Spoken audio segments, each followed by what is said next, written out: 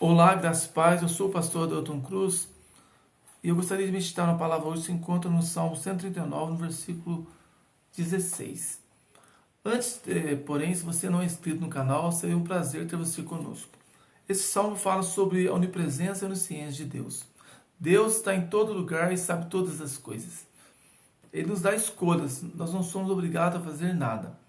Mas nós vemos aqui no versículo 16, os teus olhos viram o meu corpo ainda informe. Bom, o que ele está querendo dizer com isso? O salmista, quando ele escreveu esse salmo, essa parte aqui do versículo que eu li, ele está falando do barro ainda, quando o oleiro está amassando o barro ainda está sem forma ainda. Então ele está falando que Deus já o havia visto quando ele estava dessa forma ainda.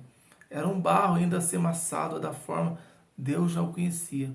Em Jeremias, capítulo 1, versículo 5, vai dizer que antes mesmo de Jeremias nascer, Deus já o conhecia e já tinha o designado como profeta das nações. Deus já havia escrito um livro, né? Nós vamos ver aqui na segunda parte, que Deus havia escrito um livro, o livro da vida, e nesse livro ele já tinha projetado cada dia que o salmista iria viver aqui nessa terra. O Senhor tem um livro, o livro da vida, e nesse livro ele já escreveu a minha vida e a sua vida. Cada dia que nós vamos viver já está ali projetado por Deus. Então, se nós temos Jesus na nossa vida, se o Senhor é o nosso Rei, Ele está conosco, se nós somos projeto de Deus, para que viver tão ansioso, tão preocupado com as coisas? Nós temos que descansar no Senhor e falar: Senhor, me ajuda a viver aquilo que o Senhor projetou para mim. Me ajuda a estar vivendo, Senhor, debaixo da Tua graça, desfrutar da Tua paz, do Teu amor, da Tua misericórdia. Então, analisando aqui esse versículo, eu quero meditar um pouco em Atos capítulo 9, quando Jesus apareceu ali para Paulo. Por que Jesus apareceu para Paulo daquela forma e não apareceu, por exemplo, um rei para outra pessoa daquela época? Bom, nós temos que enxergar que Deus é soberano. Como eu li aqui, o Senhor tem um livro, o livro da vida. Para cada pessoa, né? Cada pessoa é um personagem desse livro de Deus. E quando a pessoa escreve um livro, né, o autor escrevendo um livro, o autor, tem autonomia para fazer do jeito que ele quiser, da forma que ele quiser. Ele é o autor, nós somos personagens. O que nós temos que fazer como personagem é conhecer o autor, ter intimidade com o autor, para que nós possamos viver de acordo com a ótica de Deus, para que os planos, os propósitos de Deus venham se cumprir na nossa vida. Então, quando nós olhamos a vida de Paulo sobre essa ótica, nós vamos entender que Paulo era um vaso escolhido pelo Senhor para viver aquele propósito a qual Deus tinha para ele. Antes mesmo de Paulo nascer, Paulo já tinha nascido com esse propósito, ser um apóstolo dos gentios. O Senhor preparou Paulo para aquele momento. Nós vemos, por exemplo, que ele já conhecia, como eu disse, antes mesmo Paulo de ter um encontro ali com o Senhor no caminho de Damasco, ali em Atos capítulo 9, Jesus já conhecia Paulo. O próprio Deus já estava trabalhando em Paulo. Paulo já havia estudado aos pés de Gamaliel. Paulo era um homem culto. O Senhor preparou ele exatamente para aquele momento. Mas Paulo não seria obrigado a nada. Ele teria uma escolha. Se Paulo falasse: não, eu não quero, Deus levantaria outra pessoa. Nós vemos, por exemplo, Nicodemos. Nicodemos era, assim como Paulo, era um homem culto, estudado, instruído nas leis, era fariseu, pertencia ao Sinédrio. Poderia, por exemplo, ter sido Nicodemos. Nicodemos poderia ter se rendido aos pés do Senhor e ter se tornado um discípulo ali, ter pregado a palavra por muitos lugares. Mas Nicodemos não quis. Nicodemos amou mais ser pertencente ao Sinédrio, ser ali honrado pelos homens, e desprezou sua chamada. Teve uma escolha, teve um livre arbítrio. Então agora o Senhor levanta Paulo, também um outro fariseu, instruído, conhecido na lei, que se rendeu aos pés do Senhor. E também uma outra ótica dentro desse assunto. Paulo não seria também obrigado, como eu disse, mas quando Estevão, no Atos capítulo 7 vai falar sobre Estevão, estava sendo apedrejado, Estevão, ele estava cheio do Espírito de Deus, ele estava orando ali, ele viu o céu aberto, ele viu Jesus ali à direita de Deus Pai. Paulo estava ali e Paulo não se rendeu ao Senhor. Nada daquilo aparentemente parece que tocou em Paulo. Mas o Senhor havia chamado Paulo, escolhido ele como um vaso. Então o que o Senhor faz? O próprio Senhor vai ao encontro dele, falar com ele, tratar com ele. Mas não foi a primeira vez que o Senhor agiu dessa forma. Nós vemos, por exemplo, que quando Moisés foi chamado, 40 anos ali, trabalhando ali com o seu sogro, ali cuidando de ovelhas, Deus o atrai através de uma sarça que estava ardendo e não se consumia.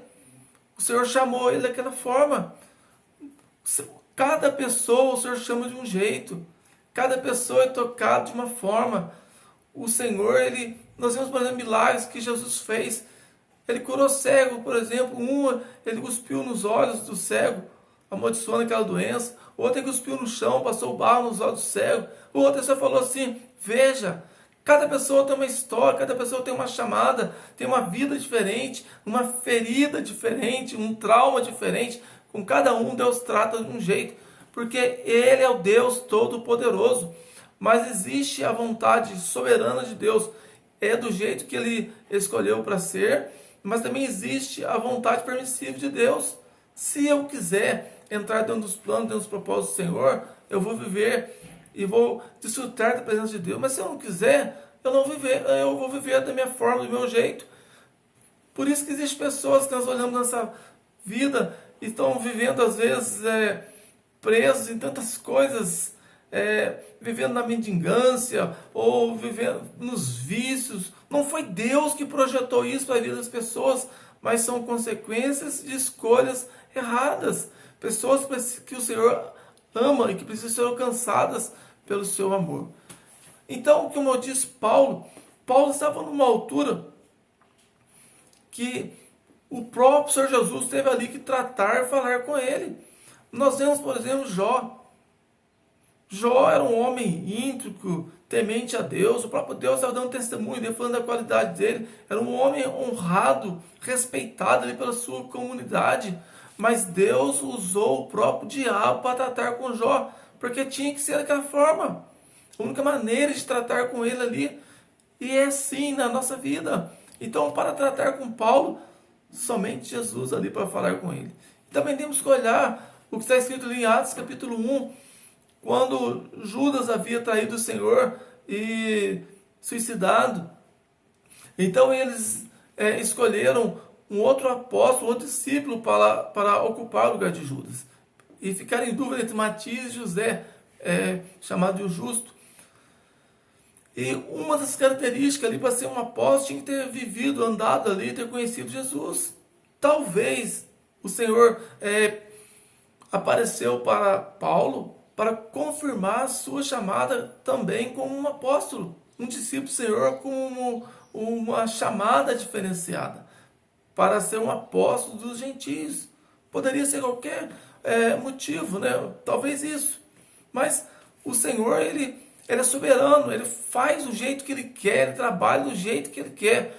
Nem sempre nós vamos ter resposta para todas as coisas, mas eu entendo que talvez seja por isso. Mas se nós olharmos a história dos homens, começando ali de Adão, nós vemos, por exemplo, que quando o Senhor estava escrevendo o seu livro, começando por Adão, Deus sempre deu missão para o homem, sempre levantou o homem com uma chamada, um propósito diferente. Adão, por exemplo, chamou Adão ali e deu uma ordem para ele com o objetivo de cuidar, de lavrar ali a terra ali do Jardim do Éden. Mas o homem peca, erra, o Senhor expulsa eles ali do Éden e agora eles passam a viver na terra. Mas a humanidade cresce e o pecado cresce também, se corrompe. Deus resolve destruir aquela humanidade. Então ele levanta também um homem chamado Noé, também dá para ele uma chamada, um propósito, um objetivo diferente. Manda ele construir uma arca. Vem ali o dilúvio, 40 dias de chuva, e depois que passa tudo aquilo, a humanidade começa a crescer de novo. Então ele chama Abraão para ser uma família, para ser seu amigo, e dá para ele também um propósito, para ir para a terra prometida.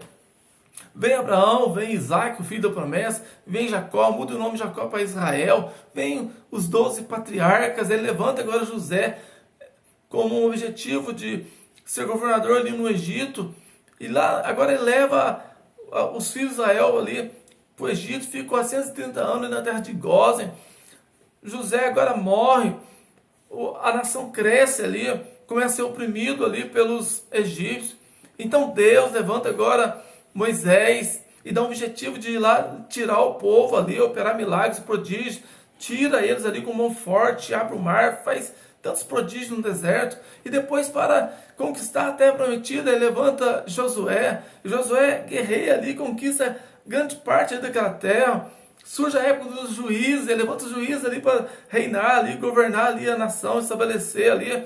E depois vem a época agora, o último juiz vai ser Samuel, eles pedem um rei, Deus dá um rei, ele levanta Saul. Saul peca, ele levanta agora Davi, um homem segundo o coração de Deus, estabelece o reinado, e o reino se divide, Roboão, Jeroboão, 10 tribos com um, 2 com o outro. Deus levanta os profetas, vem Isaías, vem tantos profetas, Ezequias, Jeremias, e Deus levantando sempre homens, sempre na história, Deus cuidando, vem Daniel, vem tantos outros, até que vem o último profeta ali, Malaquias, e é um silêncio de Deus, 400 anos, Deus já não falava mais com o povo. Então Deus levanta João Batista com uma missão de ser o precursor, de preparar ali o caminho para Jesus. Então vem o Senhor Jesus e se encarna ali num corpo ali, e prega a palavra, e chama os seus 12 discípulos e dá uma missão para eles, pregar a palavra, e tantas coisas. E Deus chamando os homens no seu livro, homens e mulheres, se levantando em cada tempo um profeta para fazer a missão, para fazer a obra.